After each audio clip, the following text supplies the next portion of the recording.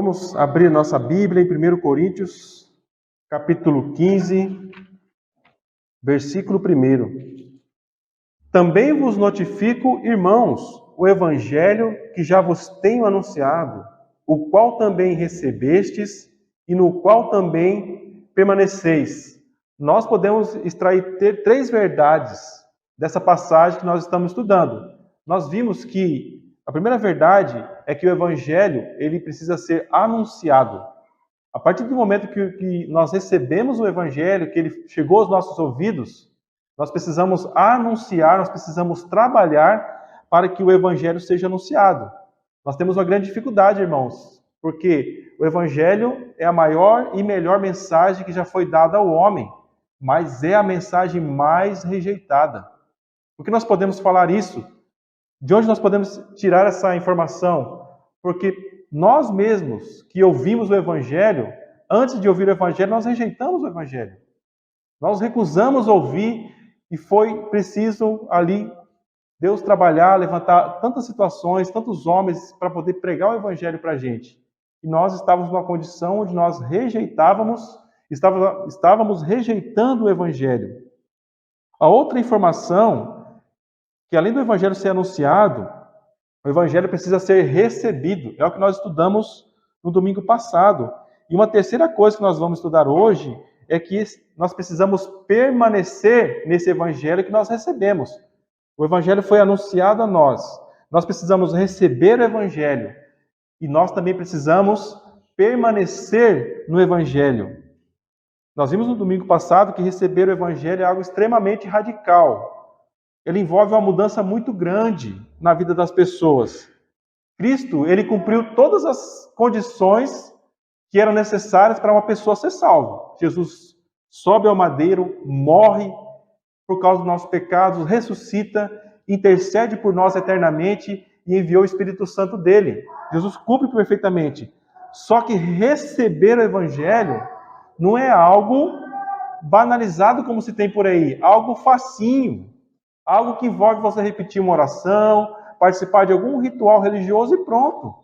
Participar de uma classe de novos convertidos durante uma semana ou um mês e nunca mais voltar a lidar com o evangelho. Nós precisamos receber o evangelho. Isso significa rejeitar o mundo. Receber o evangelho é rejeitar o mundo que você vive, é rejeitar você mesmo. A velha natureza que você tinha, a maneira de ver o mundo, aquele velho estilo de vida. Agora você tem uma nova vida, você vive de uma maneira totalmente diferente.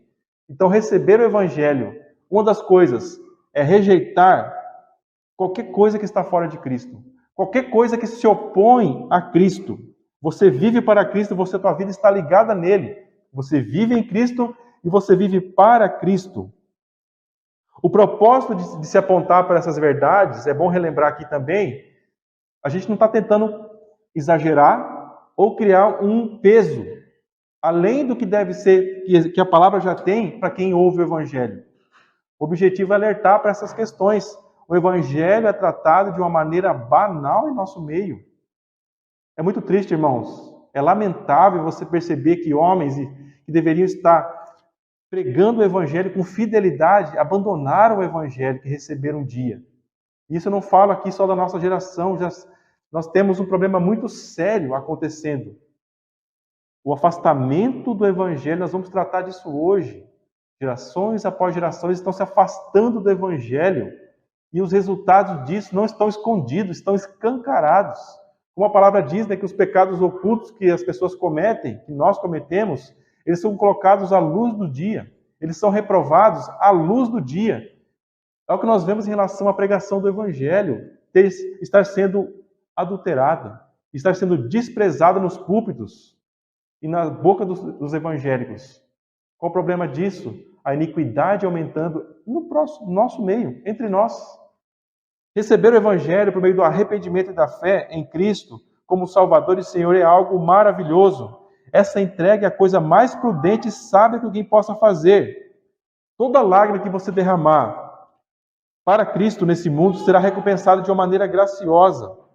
Receber o evangelho aponta para a nossa condição diante de Deus. Qual é a tua condição diante de Deus? se você recebeu o Evangelho, você está numa condição diante de Deus onde você recebeu a graça que é oferecida aos homens por meio do Filho dele. Você está em Cristo e ninguém vai poder te tirar das mãos dele. Nenhum poder das trevas, como nós cantamos aqui. Porque nós estamos cantando esses hinos aqui. Não existe poder das trevas, não existe força nesse mundo que possa se opor a essa condição que você está em Cristo. Se Deus te colocou nessa condição e você está numa condição onde você recebeu de verdade o Evangelho, nenhum poder poderá se levantar e te tirar dessa condição. Receber o Evangelho, por isso que receber o Evangelho é algo que eu tentei enfatizar de várias formas, é algo extremamente radical. Hoje nós vamos falar, e no qual também permaneceis.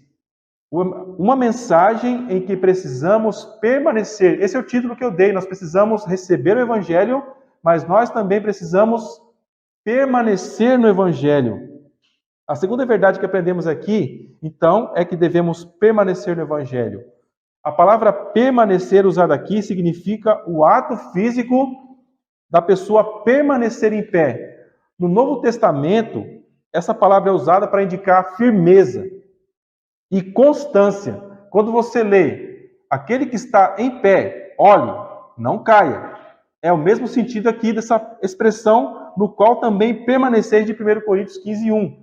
Aquele que está em pé, ou seja, aquele que acha que está firme, deve tomar cuidado para não cair.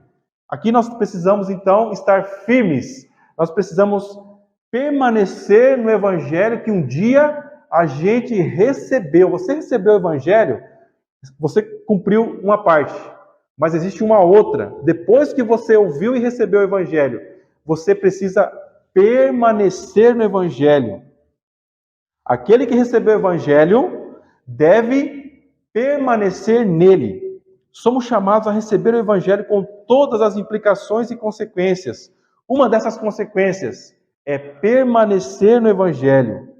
Permanecer no Evangelho é a prova de que alguém recebeu o Evangelho. É isso que vai determinar, irmão. Você recebeu o Evangelho?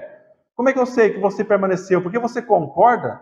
Porque você se emocionou quando você ouviu o Evangelho pela primeira vez?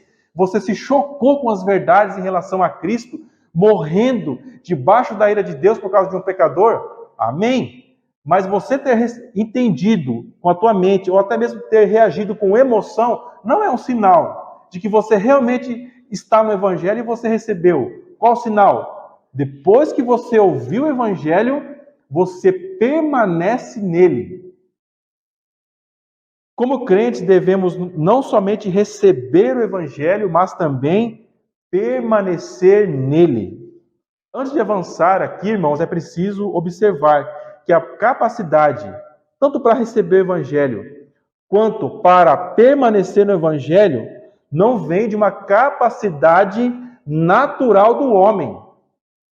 Receber e permanecer no Evangelho envolve a capacitação que vem 100% de Deus. Nós somos salvos pela graça. Nós ouvimos o Evangelho e nos damos conta que nós precisamos de um Salvador e que nós podemos correr para Ele com arrependimento e fé. É algo que vem da parte de Deus, é um dom de Deus. Isso precisa ficar claro antes de nós avançarmos aqui no nosso estudo. Algumas dificuldades de se permanecer no Evangelho. Nós só estamos estudando isso aqui, irmãos, porque permanecer no Evangelho, assim como receber, também não é uma coisa banal. Não é que eu entendi, concordo com a minha cabeça, pronto, está resolvido o problema. Está passada a régua, resolvido. Eu não preciso pensar mais nisso. Não. Permanecer no Evangelho é algo que vai impactar a tua existência. Vai atrair muitas dificuldades e muitos problemas. Você é chamado a lutar por essa verdade que chegou até você.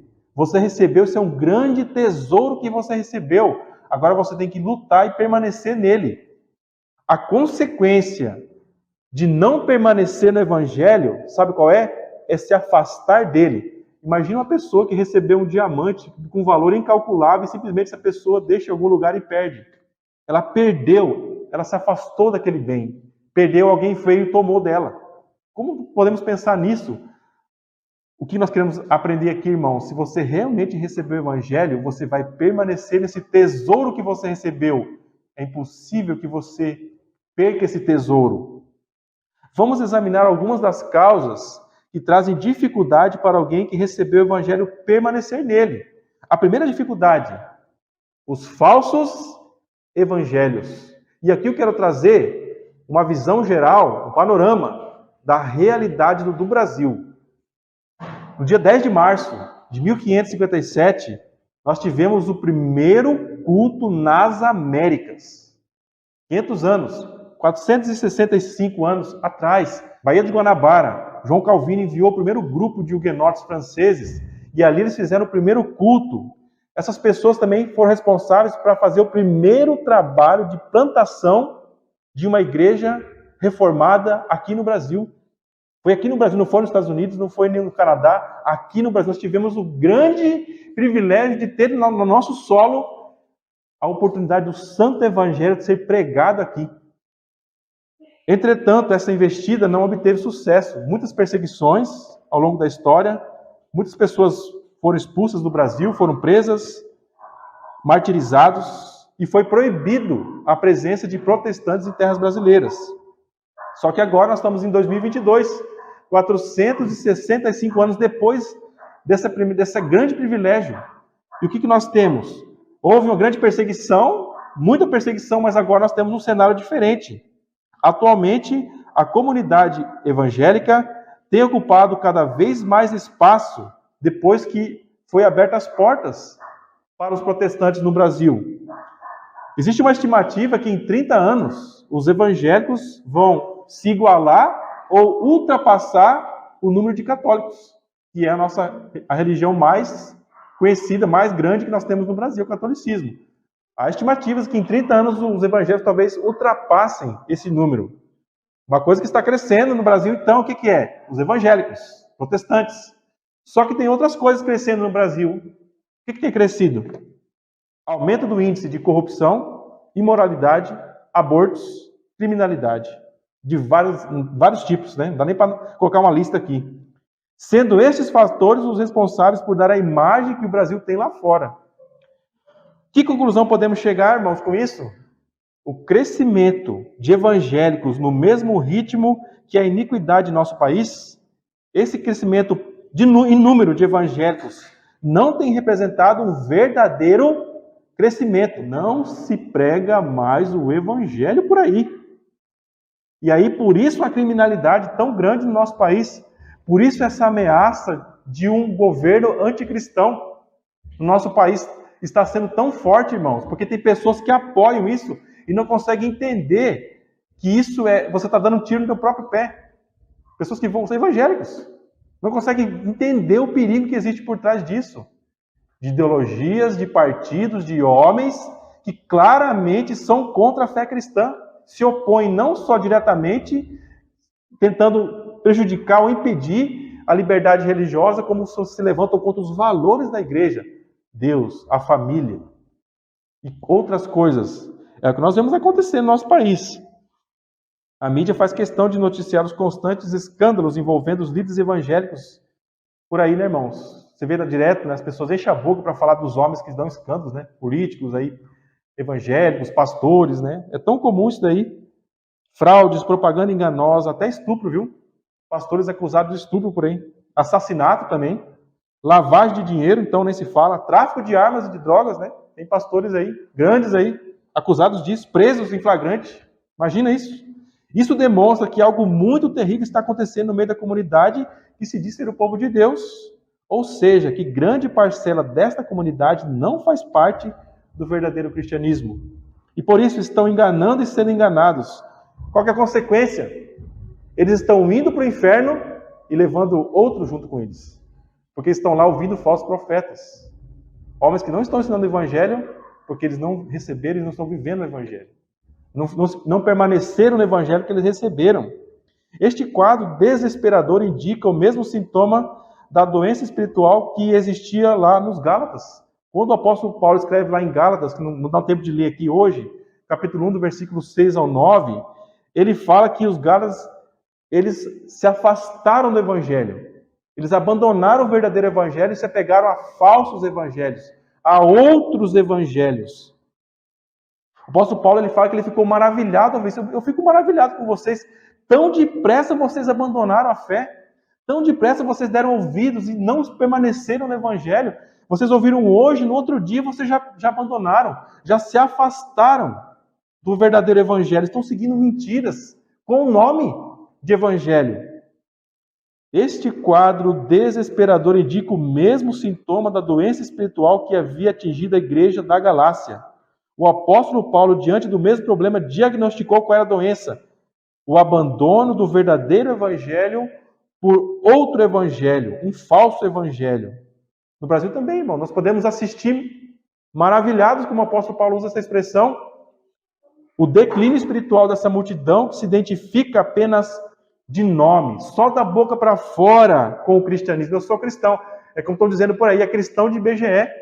Você é cristão? Sou cristão. Ah, é cristão. Ah, é o número, né? Mas na prática, não é nada. Ele é um pagão que simplesmente foi lá no censo do IBGE e falou que ele era cristão. Nada mais que isso. Muitos sequer hoje em dia estão frequentando os cultos. Estão só assistindo o culto em casa, online. A pandemia acabou aflorando isso, né? Mas já acabou a pandemia, né? Agora você já pode frequentar. Mas muitas pessoas continuaram só em casa.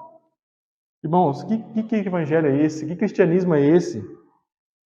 Como as pessoas não conhecem as Escrituras, o que ela diz sobre o verdadeiro Deus, sobre a depravação e a condenação do homem, não faz a menor ideia do que significa se arrepender e crer em Jesus e assim nascer de novo. O que é produzir frutos de arrependimento? Na melhor das hipóteses, no melhor dos casos, são apresentados partes do Evangelho. Parte do Evangelho.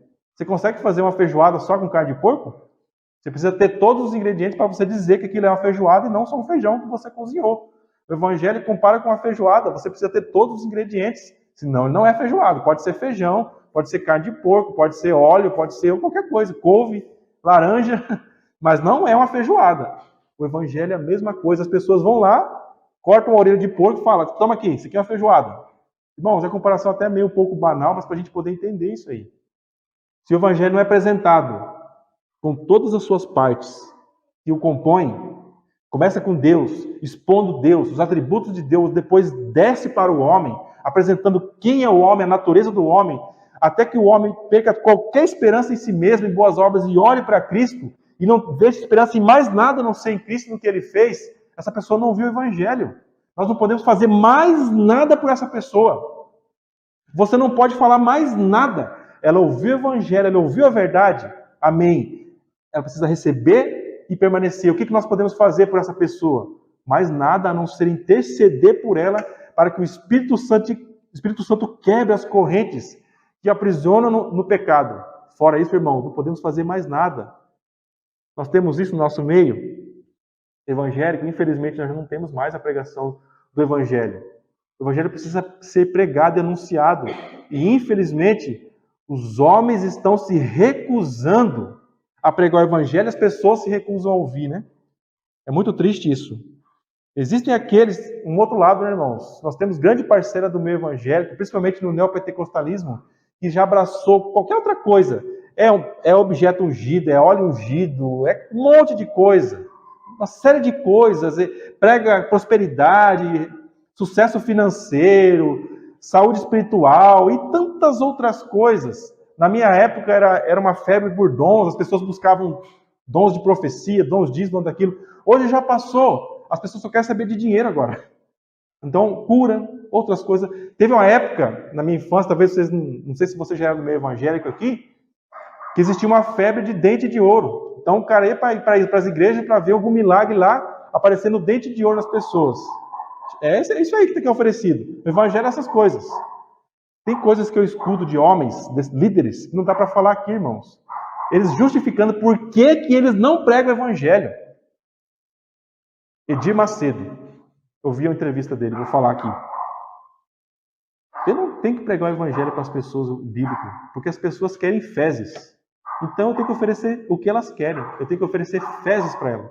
Olha o nível, irmãos. Olha o que um homem que se diz um pastor tem a capacidade de dizer. Esse é o nível, irmãos. Então você percebe que é algo consciente que esses caras fazem? Filhos das trevas. Muito triste isso, é muito assustador ver esse tipo de coisa. Como consequência, ironicamente, a gente tem um país de proporção continental. O Brasil tem 212 milhões de pessoas e é um país que se diz de maioria cristã, com incontáveis denominações evangélicas se multiplicando desordenadamente umas em cima das outras, dividindo-se e expandindo-se para além das fronteiras brasileiras. Mas a realidade é uma só. Geração entra, geração sai. E as pessoas nunca ouviram o evangelho biblicamente. Ninguém sentou diante delas, meu amigo, minha amiga, senta aqui e escuta o evangelho. Eu imploro que você sente durante 5 minutos e escute, pelo menos de maneira sumária, resumida, antes que você saia correndo e fuja, mas primeiro você tem que ouvir o evangelho. Não se tem isso, irmãos. Famílias inteiras, cidades inteiras, estados inteiros dentro do nosso país, muitas pessoas nunca nem ouviram o evangelho. Sequer talvez exista alguma igreja bíblica plantada ali. É muito triste, isso é muito terrível.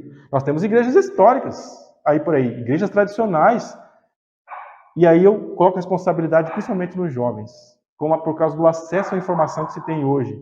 Ao invés de tentarem avançar o reino de Deus pregando o evangelho, se debruçar sobre a palavra, entender, examinar as escrituras para conhecer o evangelho e pregar com fervor o evangelho, se reunir talvez para tentar reformar suas igrejas, ou então plantar igrejas, estão em debates inúteis na internet, perdendo tempo precioso de vida, a saúde e a juventude na frente de um celular, do computador, em debates que não servem para nada, em vez de estarem consumindo as escrituras para poder se tornar algo real e prático na vida deles, um testemunho de zelo pelo evangelho, nada disso. Muitos estão preocupados com carreira dentro das igrejas, em não prejudicar. Se eu tocar em tais assuntos, aí eu vou ofender a liderança, posso não ter oportunidade de pregar ou de exercer algum ministério pastoral em alguma igreja, então eu tenho que ser político.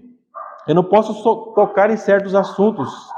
Que covardia, que coisa triste, que falta de amor, que indiferença às almas que estão perecendo. Isso simplesmente, irmãos, isso é uma tragédia dos nossos tempos. A razão disso é que o único evangelho que a maioria dos cristãos brasileiros conhece é um outro evangelho. Esse outro evangelho que o apóstolo Paulo fala não é alternativa ao evangelho bíblico. São falsos evangelhos. Sabiamente, o apóstolo Paulo faz questão de indicar apenas com o pronome indefinido o outro. É um outro. Qual é esse outro? Pode ser qualquer coisa. Os homens falam que o evangelho por aí é qualquer coisa. Para demonstrar que quando a verdade é afastada, o evangelho é afastado, qualquer aberração pode ser colocada no seu lugar. Vou pegar uma gotinha de verdade do evangelho e vou misturar numa bacia de mentira, de falsos evangelhos. Assim poderão assumir qualquer forma e então ser batizada de evangelho. E aí é distribuído por aí, em larga escala, inclusive exportado para outros países.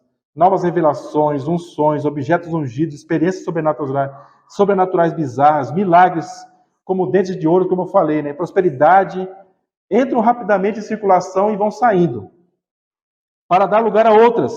E aí isso é um ciclo vicioso. Entra modinha, sai modinha, um falso evangelho vai dando lugar a outro, que vai dando mais, as pessoas vão aceitando mais, os outros vão copiando e assim vai indo. E o verdadeiro evangelho lá, empoeirado com a Bíblia fechada, né? Nos templos por aí. Diante dessa realidade, o alerta dado pelo apóstolo Paulo a Timóteo não poderia ser mais preciso. Segundo Timóteo 4, 1-2, mas o Espírito expressamente diz que nos últimos tempos apostatarão alguns da fé, dando ouvidos a espíritos enganadores e a doutrinas de demônios, pela hipocrisia de homens que falam mentiras, tendo cauterizado a sua própria consciência. Os homens levantam para si, então, aqui, homens que vão falar o que eles querem, espíritos enganadores, doutrinas, ensinos, que o apóstolo Paulo fala aqui, não é eu, ensinos de demônios. Quem que ensina esses homens a fazer isso? Satanás, demônio, os diabos, as trevas, o príncipe deste século, que sopra no ouvido desses homens a mentira e o engano para propagar o engano e a mentira e não a verdade. Infelizmente, este é o triste quadro da nação brasileira, onde deveria imperar o amor sacrificial e a paixão por Cristo e sua glória, por causa da liberdade que nós temos, tem-se na realidade doutrinas de demônios, homens possessos de espíritos enganadores, que munidos de suas consciências cauterizadas, proferem toda sorte de mentiras, privando incontáveis multidões da verdade, conduzindo-as adormecidas para o inferno, para a perdição eterna, e alimentando-se delas, possui o objetivo só de acumular riqueza, ou poder ou influência. Irmãos, que aberração. Tudo isso foi ofertado a Cristo também, e completamente rejeitado por Cristo. Toda essa glória que é oferecida no meio religioso, o conforto, o poder, o prestígio que os líderes religiosos, muitos têm no nosso país, estão aí junto com altas autoridades políticos, né? Andam junto com esses homens. Tudo isso foi oferecido para Jesus, e Jesus recusou tudo isso, mas tudo isso que Jesus recusou, esses homens abraçam com toda a fome. Não é de admirar, portanto, que a nação brasileira esteja passando por uma grave crise de apostasia. Paulo diz, mas ainda que nós mesmos ou um anjo do céu vos anuncie outro evangelho, além do que já vos tenho anunciado, seja uma anátema. O que é uma anátema? Os irmãos devem saber, é uma maldição. O apóstolo Paulo faz uma imprecação de maldição sobre eles. Se você pregar um falso evangelho aqui, meu amigo, que você seja um amaldiçoado. Que você seja coberto pela maldição das mentiras que você está trazendo. Quando alguém ou um povo deixa de ter a Bíblia como regra de fé e prática para o evangelho e começa a buscar outras fontes, torna-se, de acordo com Paulo, um anátema. Nós podemos dizer aqui, concluir, irmão, sobre você permanecer no evangelho em relação a tudo isso que nós estamos vendo. Não pregar e nem dar ouvidos a falsos evangelhos são as formas bíblicas de permanecer no único e verdadeiro evangelho. Qualquer coisa fora do evangelho é uma anátema, uma maldição destruidora. Você deveria ter medo.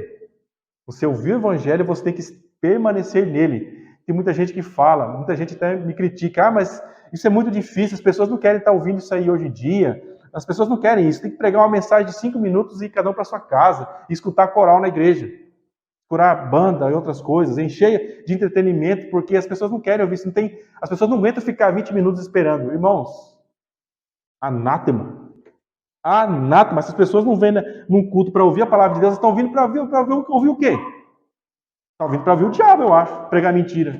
Se a pessoa é de Deus, o que ela faz? Ela ouve a palavra de Deus. E o que Deus fala para nós de mais precioso, irmãos, no Evangelho? Não é simplesmente um conhecimento, é algo prático. Ele envia o Filho dele para morrer por nós na cruz. Ele envia o Filho dele e nos comunica o Evangelho primeiro da palavra. Irmãos, não caiam em falsos evangelhos. Não caiam nas mentiras que estão pregando por aí. Se você duvida de tudo que eu estou falando aqui, você faz muito bem em duvidar. Só que você faz melhor ainda se você abrir a sua Bíblia e confirmar tudo que nós estamos ensinando aqui. Se realmente está de acordo com a palavra. Esse é o primeiro problema para a gente permanecer no Evangelho. São os falsos. Essa é uma ameaça real dentro do nosso meio. Por isso eu comecei tratando desse assunto. Uma segunda. O desprezo e a oposição do mundo. Nós vivemos em um mundo que despreza e se opõe ao Evangelho de Jesus Cristo.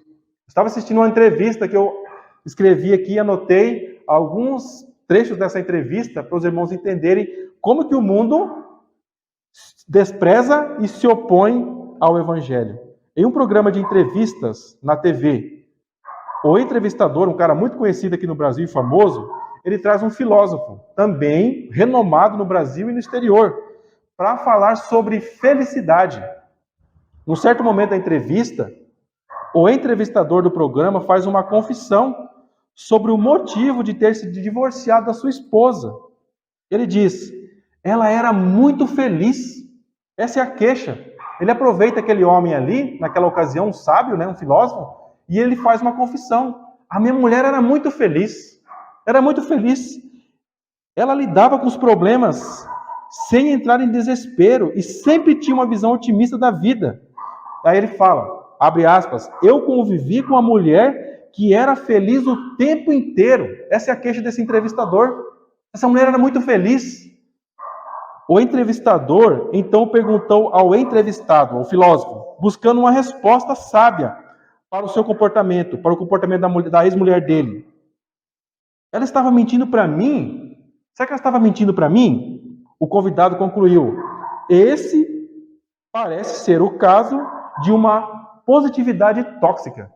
Essa mulher só via tudo com otimismo, ou aquela pessoa assim que ela não finge que não está vendo os problemas e sempre está rindo. Ele fala, acho que é um caso de positividade tóxica.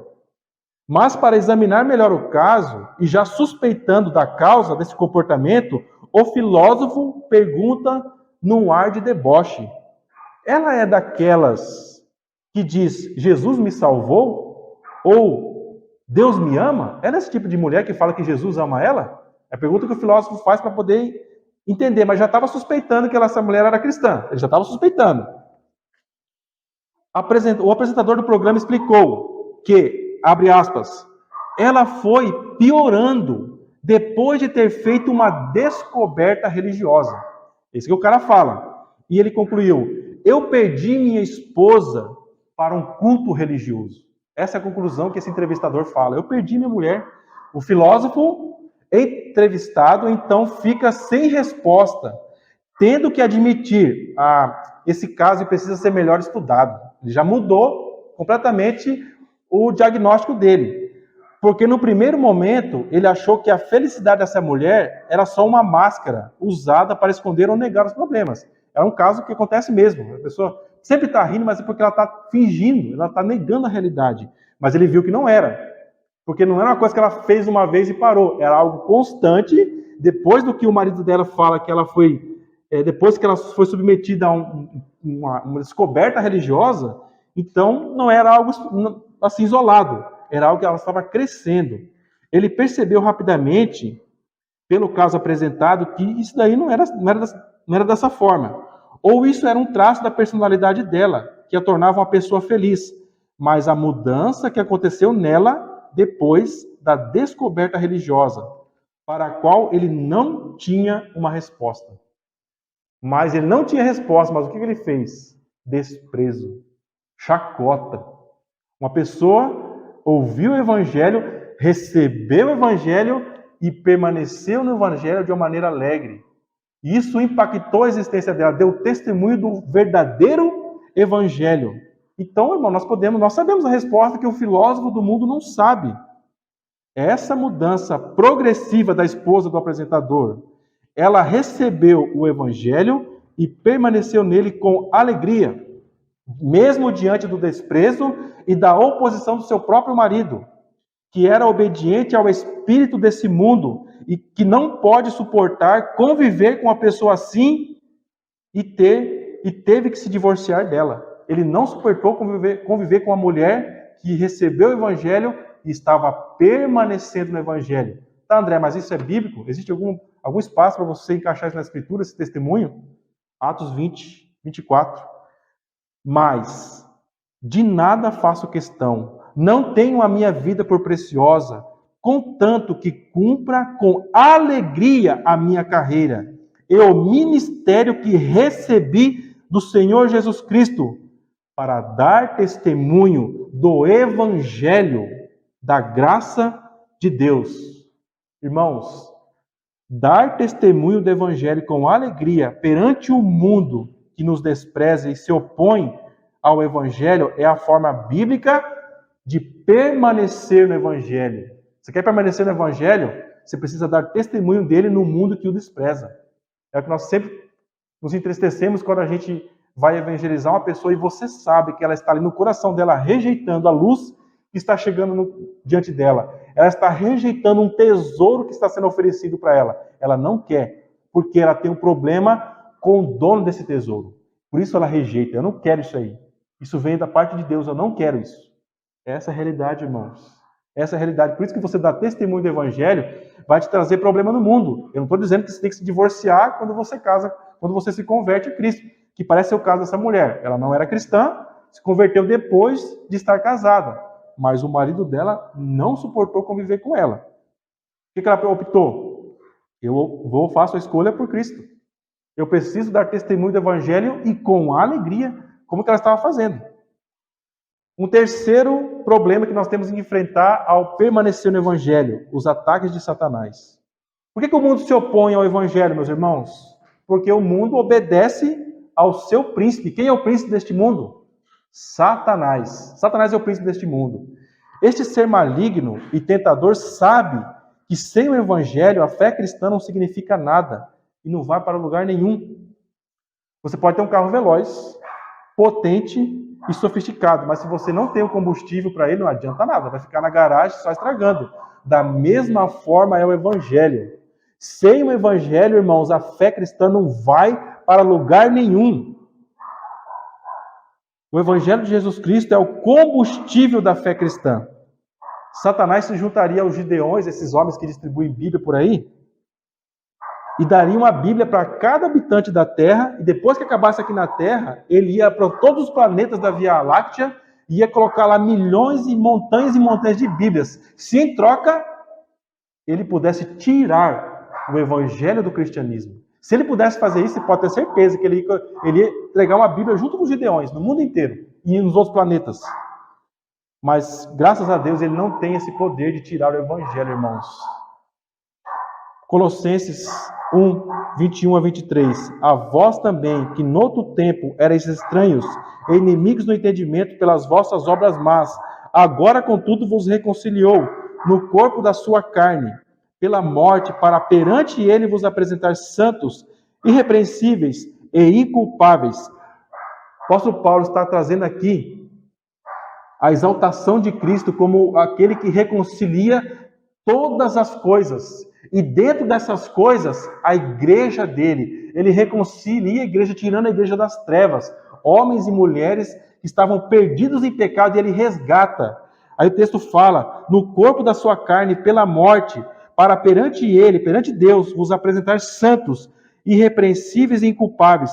E no versículo 26 ele vai falar, se, na verdade, permanecerdes fundados e firmes na fé, e não vos moverdes da esperança do Evangelho que tendes ouvido. Irmãos, nós precisamos permanecer no Evangelho. Existem coisas acontecendo aí que nós nem compreendemos. A obra de Cristo é tão grande, o poder dele em reconciliar não só o homem, a igreja com Deus, mas todo o universo, porque o pecado contaminou tudo, estragou tudo. Cristo então precisa reconciliar tudo que foi criado, toda a criação, perante o Pai. E existem essas coisas acontecendo numa grandeza que nós não podemos nem acompanhar.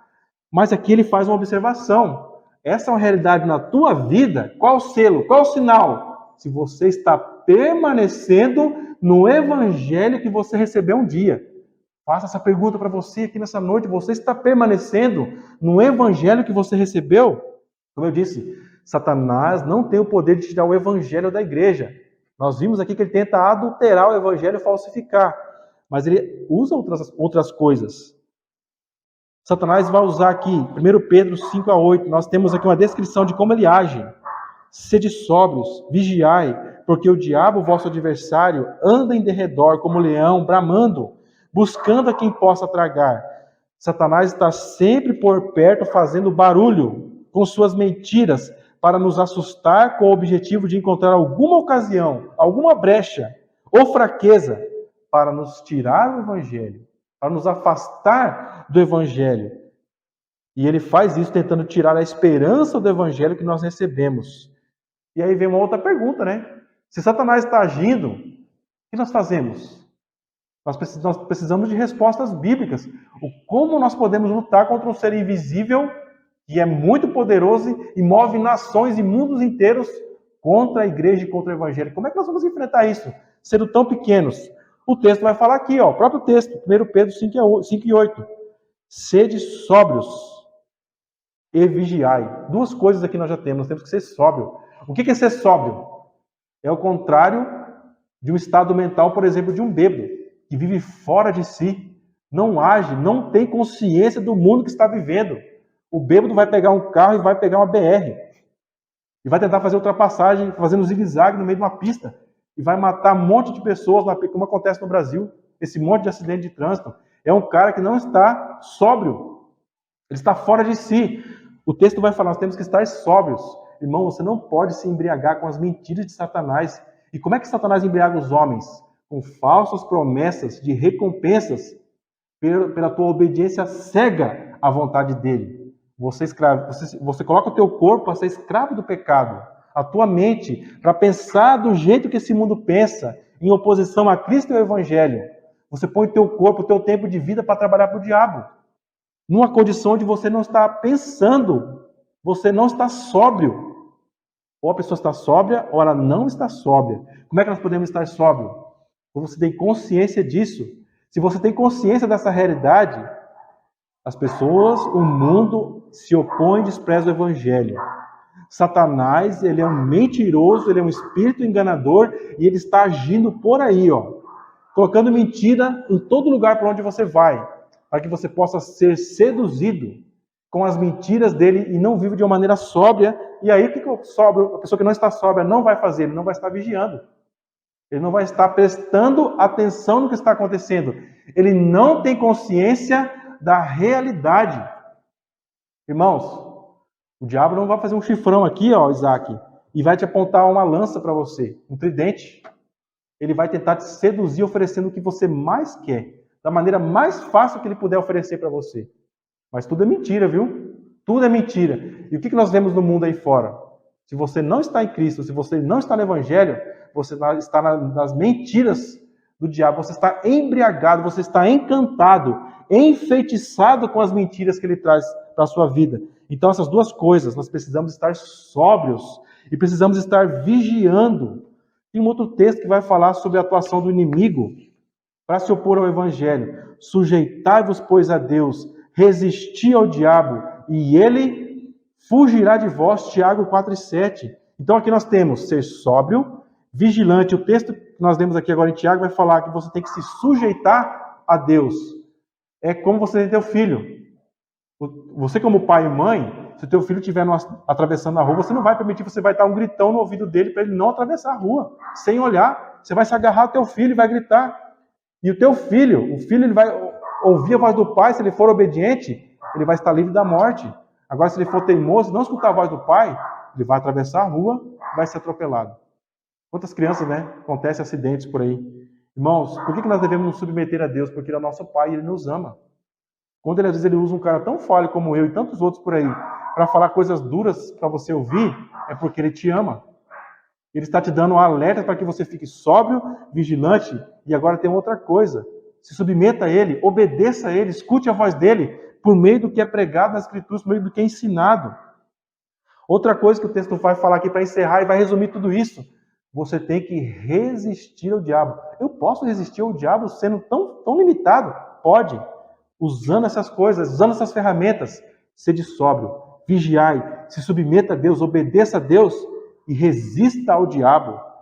E ele vai fazer o quê, irmãos? Ele vai fugir de você. As tentações, elas duram um momento e elas acabam. São como ondas. Nós somos chamados a permanecer no Evangelho, enfrentando todas essas ondas de tentações que são produzidas pelo tentador, pelo diabo. Algumas aplicações em relação a isso. Primeira, se Satanás tenta nos atrair com falsos evangelhos que são mais atrativos à cultura e menos confrontadores e que dispensam a necessidade do arrependimento e da fé, o que você tem que fazer? Como é que você é sóbrio? Como é que você é vigilante? Como é que você se submete a Deus? Como é que você resiste? O que você tem que fazer? Você tem que resistir com sola Escritura. Somente as Escrituras vão trazer segurança para como você vive no Evangelho, como você permanece nele. Vai para a palavra, vai para as Escrituras, se apega ao conhecimento das Escrituras. 2. Se Satanás tentar roubar a confiança em Cristo, nos seduzindo com falsos salvadores, como é que você resiste a isso? Com solos Cristos. Não existe outro nome dado entre os homens debaixo do céu, pelo qual os homens possam ser salvos. Olha as tentações que os homens têm caído, irmãos. Quantos falsos cristos. As pessoas se curvam diante de imagens, diante de ídolos, anjos, ou outros homens por aí, profetas, sei lá, e colocam a esperança nisso, ou na religião, um sistema religioso, e se afastam de Cristo como Salvador. Como você resiste ao diabo? Somente Cristo. Somente Cristo pode trazer salvação para a minha vida. Terceira aplicação, se Satanás tenta apontar o dedo para os nossos pecados, depois que você veio para o Evangelho, e você recebeu o Evangelho, você confessou os seus pecados, você se entristece, você está num estado agora onde você não tem mais deleite, ou alegria, satisfação no pecado, você tem tristeza quando você cai em pecado. Satanás então vai apontar para esses teus pecados, apontar o dedão e vai te acusar de culpa e vai zombar das promessas do Evangelho. Ele vai colocar isso, irmão, diante de você. Como você resiste? Resiste com sola graça. Devemos imediatamente olhar para Cristo, para ver aquele que morreu por nós, por nossos pecados na cruz. Somos salvos somente pela graça que há em Cristo Jesus. Quarta aplicação, se Satanás tentar usar a salvação por obras, ou o legalismo, é um outro extremo, né? Eu quero encontrar resposta para a minha condição eterna, então vou tentar ser o mais santo que eu puder ser, com a força da carne. Ou o legalismo. Irmãos, quando você faz isso, você está caindo na tentação de querer acrescentar algo à obra de salvação de Cristo. Como você vai resistir a isso, irmãos, a essa tentação também? O que você faz? Resista com sola fide, somente a fé. Você só pode ser justificado, declarado justo dos seus pecados, por meio da justificação que há em Cristo Jesus. Você só pode ser aceito perante Deus porque Cristo morreu no nosso lugar, para pagar pela nossa dívida. Quinta aplicação. Se Satanás muda de tática, ao invés de acusar, ele passa a te elogiar, apontando para as suas qualidades, para a sua piedade, tentando fazer você achar que você merece a salvação. O que você faz? Sole deu glória. A glória na salvação pertence somente a Deus. O homem não tem participação na salvação. Quando a gente fala que você recebe, é porque você é dado para você isso aí. Não é porque você fez nada para merecer. É um presente. Sexta e última. Se Satanás nos levar a fazer um culto centrado no homem, tirando de Deus do centro, para ocupar um papel secundário, Satanás faz o quê? Não consigo tirar esse cara da fé, eu não consigo colocar ele lá no mundo para ficar com os ébrios, com os bêbados lá. Ele está na igreja, ele gosta de estar na igreja. O que eu vou tentar fazer? Vou criar aqui um ensino que tira Deus do centro e coloca o homem. Aí o que a gente faz? Ele vai estar desonrando a Deus porque Deus vai ser só um garçom dele, que vai servir as necessidades e o capricho. Ele é o centro de tudo, o homem é o centro de tudo. Vamos tentar seduzir os homens com isso, para que eles abandonem a confiança no verdadeiro evangelho. Esse é o objetivo de Satanás. Quando ele levanta esses ensinos, que coloca o humanismo, o homem no centro, o que você faz? Resiste também com sólido deu glória. Resiste, irmão, resista. Existe a esperança, a perseverança dos santos, que é uma das doutrinas que nós cremos. Nós perseveramos na fé, irmãos, porque Deus nos capacita a permanecer no Evangelho.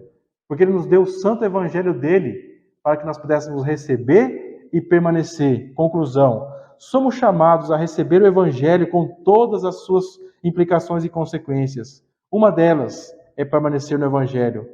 Permanecer no Evangelho é a prova de que alguém recebeu o Evangelho de verdade, não de mentirinha, de faz de conta. Como crentes, devemos não somente receber o Evangelho, mas permanecer nele. Nós vimos que permanecer no Evangelho significa não pregar e nem dar ouvidos a falsos evangelhos, sendo fiel ao único e verdadeiro Evangelho. Qualquer coisa fora do Evangelho é uma anátema, uma maldição destruidora. Permanecer no Evangelho significa dar testemunho do Evangelho com alegria, perante um mundo que o despreza e se opõe a ele. Também permanecer no Evangelho significa ser sóbrio, vigilante, obedecer a Deus e resistir ao diabo e os seus constantes ataques. Irmãos, que você se sinta motivado a permanecer na maior e mais gloriosa mensagem que Deus poderia dar para você. Ela é tão poderosa que ela não é um mero convite, ela é um ultimato. Ele fala isso para homens que estão à beira da morte, à beira do precipício. E ele oferece isso na iminência da tua morte. Compara o teu tempo de vida com a eternidade, o que significa? É um estalar de dedos ou menos que isso. É uma fração de segundos. como vai dizer nos Salmos, nos livros de sabedoria, é um vaporzinho, é uma ervinha que nasce num dia e depois some na outra. Quando Deus ministra, Ele se ocupa disso e traz o Evangelho até você, irmãos, que grande privilégio você tem. Se levante pelo poder do Espírito e creia no Evangelho. Se arrependa e creia em Cristo para a salvação. Receba o Evangelho aqui e agora e permaneça nele até o último suspiro. Vale a pena enfrentar todas as hostes do inferno e permanecer no Evangelho. Você tem Deus, você tem o Senhor Jesus Cristo e você tem o Espírito Santo de Deus que te capacita a permanecer nessa gloriosa mensagem. Resista, irmãos. Nós precisamos resistir. Quanto mais você vê que se aproxima aquele dia, como Pedro diz, nós estamos vendo os tambores cada vez aumentarem mais o seu barulho, o seu som, os tambores que marcam a cadência dos fins dos tempos. Quanto mais você percebe que o dia da vinda de Cristo se aproxima, quanto mais você deve se apegar a esse Evangelho que Ele ofereceu a você. Não há outra mensagem de esperança para o pecador. Se curve diante dele, se lance diante dele, corra aos pés de Cristo. Enquanto o teu coração bate, enquanto você tem essa esperança que é oferecida a você aqui, vá para Cristo. Eu apelo como um pecador falando a outro pecador que foi salvo pela graça, que foi regenerado. A mesma obra de salvação que eu posso ver na minha vida, eu posso ver na sua vida também, se você receber o Evangelho de Cristo e permanecer nele.